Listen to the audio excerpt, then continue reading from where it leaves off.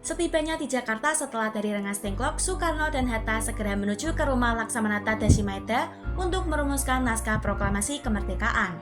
Awalnya, kemerdekaan Indonesia dijanjikan oleh Jepang akan diberikan pada tanggal 24 Agustus 1945, namun atas kesepakatan antara golongan tua dan muda, proklamasi kemerdekaan Indonesia dilakukan pada tanggal 17 Agustus 1945 di Jakarta. Hal ini dikarenakan kemerdekaan Indonesia harus atas usaha dari rakyat Indonesia dan bukan dari pemberian Jepang.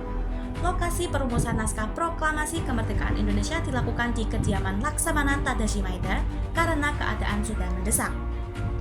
Pada saat itu Jepang memberlakukan jam malam dan melarang adanya rapat maupun pertemuan di malam hari.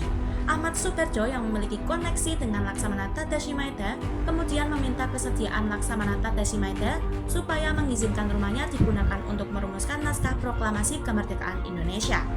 Karena Laksamana Tadashi Maeda menjabat sebagai perwira tinggi Jepang, beliau memiliki hak imunitas terhadap angkatan dan darat Jepang yang tidak bisa sembarangan orang menerobos ke dalam kediamannya. Akhirnya Laksamana Tadashi Maeda mengizinkan rumahnya digunakan untuk merumuskan naskah proklamasi kemerdekaan Indonesia dan menjamin keselamatannya.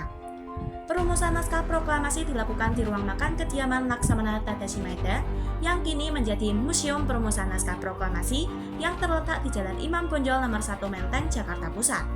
Di ruangan tersebut Muhammad Hatta dan Ahmad Suberjo memberikan idenya secara lisan untuk naskah proklamasi kemerdekaan Indonesia dan ditulis tangan oleh Soekarno. Setelah naskah proklamasi selesai ditulis tangan oleh Soekarno, kemudian naskah proklamasi tersebut diketik oleh Sayuti Melik.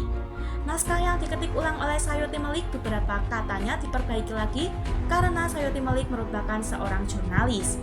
Setelah selesai diketik oleh Sayuti Melik pada tanggal 17 Agustus 1945 sebelum subuh, naskah proklamasi dibacakan oleh Soekarno di ruang tamu kediaman Laksamana Tadashi Maeda dan didengarkan oleh seluruh tokoh yang hadir dalam perumusan naskah proklamasi. Setelah itu, naskah proklamasi ditandatangani oleh Soekarno dan Hatta dengan atas nama bangsa Indonesia.